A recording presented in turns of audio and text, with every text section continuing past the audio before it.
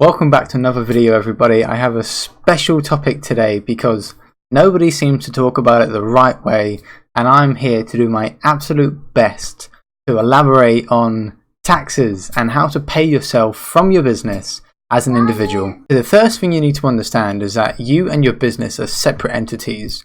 Regardless of whether you're the CEO or the owner of your company, you are still an employee of that company. So what that means is that there's two different sets of wages going on.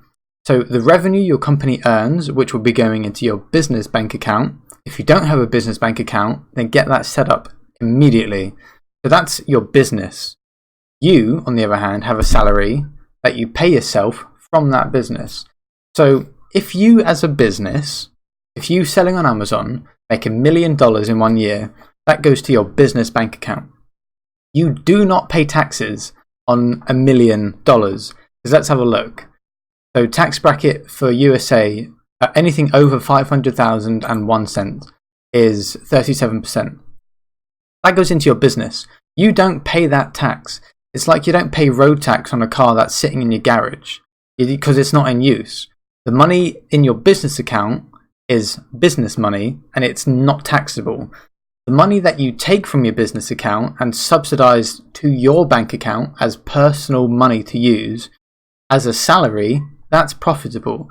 And that's why CEOs only pay themselves $36,000, $37,000, $38,000 a month, because they're avoiding tax. The rest of the money is in the business. And you can take money out of the business in dividends, so you can buy things for capital venture. You can buy things for the business with business money and not get taxed on it. So if you run an FBA business, you could buy a new computer or buy a new laptop with business money. That doesn't have to come out of personal expense. Office space. If you rent out an office because of your work, because you do FBA from home or from an office, that rent, business. That doesn't come out of your personal wage. Same goes for the electricity bill, the whoever's providing you internet, fiber optics, whatever is contributing to the ongoing success and to the general running of your business. That comes out of the business bank account.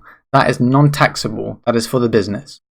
You should be setting yourself a wage from that business bank account to your personal account. That chunk is taxed, and that's where you have to select what wage you want to put yourself on. And the reason why I said most business owners pay themselves around $36,000 to $38,000 a month is because it's in the 12% tax bracket. So I hope you're starting to understand where I'm going with this. So just to clarify quickly, point one, please understand that you as a physical body and your business are separate entities. They both have different wages and not all of it is yours. I remember when I told my business advisor our first meeting after I went into business, and I was so excited to meet her, and I was like, dude, check this out, I made so much money. And she was like, no, you didn't. And I'm like, but I did, I can prove it, I'll show you. And then she said, no, your business made that much money. And it took me months to wrap my head around what she meant. And I had so many chats with her about paying myself, even though because the money was mine already, because I owned a business, but I could only pay myself a certain amount. So you need to understand that the money that you make isn't yours until you're at the point where you can pay yourself a salary. Please understand that, and you will succeed, I promise you. So when should you actually start paying yourself a salary? Well, the general rule of thumb I tell people is when you are equaling or beating your current wage from your employment. However, that's not always the case.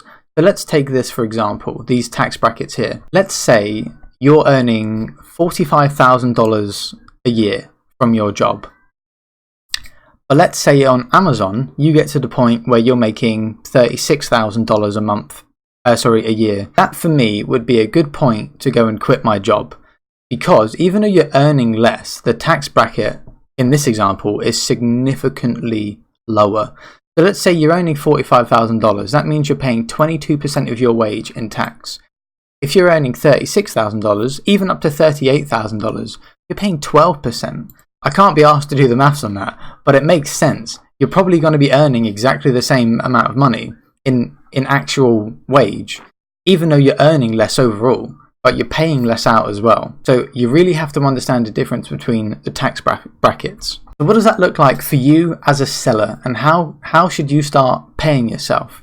Well, as per usual, I've prepared a document because I love doing that. So we're going to have a look at this and see what that actually transpires. How does it actually look? What's the breakdown of my sales? How much revenue should I be doing? How much profit should I be making in order to fit in with these tax brackets? Well, let's have a look. So if you want to pay yourself a salary of $38,000 a year, this is what you'll need to be doing. We'll go over revenue first, because revenue makes sense, because tax is deductible. Revenue is what is in the business. So if you want to be paying yourself a salary of $38,000 a year, you will need to be making just over $100,000 a year on Amazon. That sounds like a lot, but as you can see in the breakdown, it's actually not that much. And the more you dissect it, the more you break it down into these microtransactions, the more realistic you realize it actually is. So many times people say to me, or I see people post on Facebook, I made $100,000 on Amazon FBA, and immediately people are like, nah, nonsense, that's too much. Actually, it's not too much.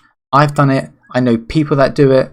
It's not actually that hard. And when you break it down, you start to see how realistic that becomes. So let's have a look. So in revenue, in every year, you need to be making $100,320 in order to be paying yourself $38,000. What does that look like a month? Well, monthly, you need to be earning $8,350. Weekly, $2,090 a week. How much more realistic does that sound now? Or daily, in revenue, $274. That's a big difference from $100,000. When you break it down, then you realize, oh, actually, I only need to be making just under $300 a day in revenue. Actually, that sounds incredibly feasible. So let's have a look from the bottom this time, going upwards. So if you're going to be paying yourself a salary of $38,000 a year, which will actually work out after your tax at $33,400, you need to be making $92 in profit a day. So what that looks like in a week is just shy of $700 a week. There's nothing wrong with that. That's entirely feasible. So monthly, $2,786.66 every month. That's probably your average American wage anyway. So when people say they're making $100,000 revenue, just stop and think a minute. Maybe they actually are. Don't be so harsh. Don't always judge people so quickly. And then obviously yearly, that works out as $33,400. So as you can see, that little breakdown, actually, to be paying myself a good wage, actually it's quite feasible. And actually I could probably do that in a few months. I could get to the point where I'm selling that much in a few months. But let's say you're a bit money hungry and $38,000 just doesn't cut it. Well, what's the next tax bracket? So the next tax bracket is $22,000. I think it's for like $82,500, something along there. But we're just going to round down and say $80,000. So $80,000 salary. Sounds pretty good, doesn't it? Let's break it down once more and see again how feasible this starts to sound.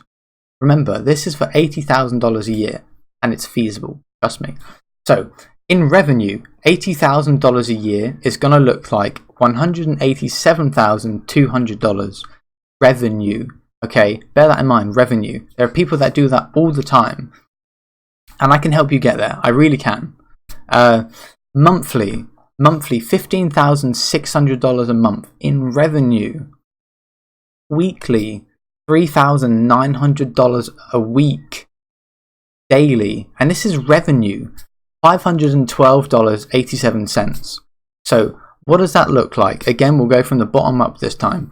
You need to be making $171 a day in profit before you can start giving yourself that sweet salary of $80,000 a year. So a week, $1,300 a week. How realistic does that sound to you right now? $1,300 a week. I could make that on an affiliate website. I could set up an affiliate website in pretty quickly. I'm not going to put a time on it, but pretty quickly. Monthly, $5,200 profit a month. That's not that much. $62,400 a year after your 22% tax. That is a very realistic and very feasible wage, and it's a goal that you should be setting yourself because it's attainable.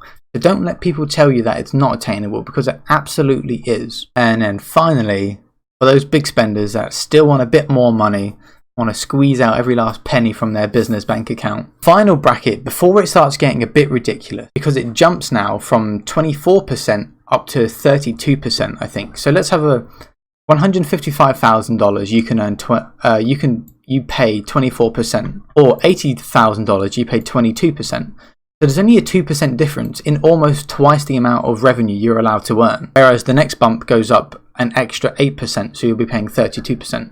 So this, for me, this is the ideal category that I would want to be in when I'm considering my own personal wage.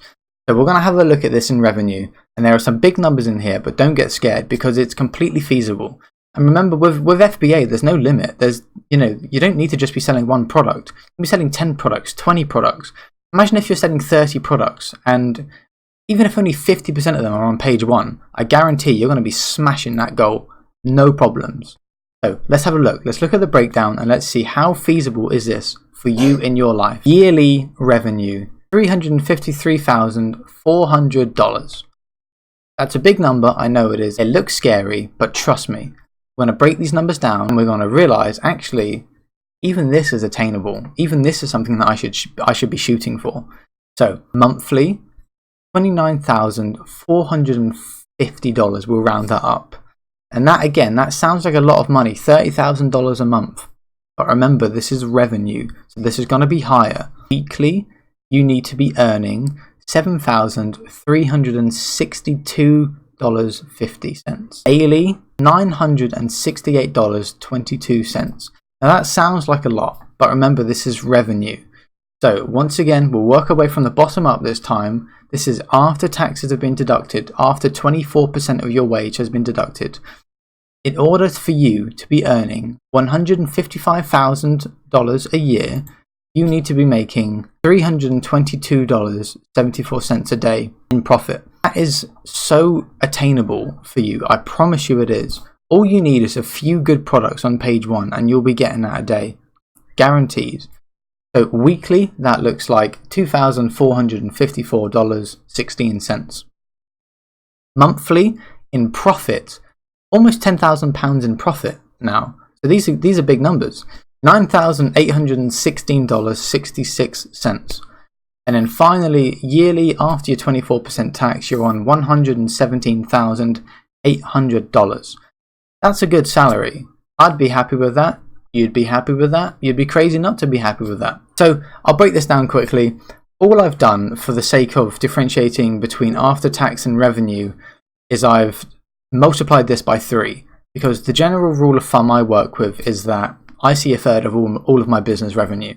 But there you have it. That is how you break down your revenue, find out what wage you're on, and allocate a reasonable tax bracket for you to be happy with on your salary.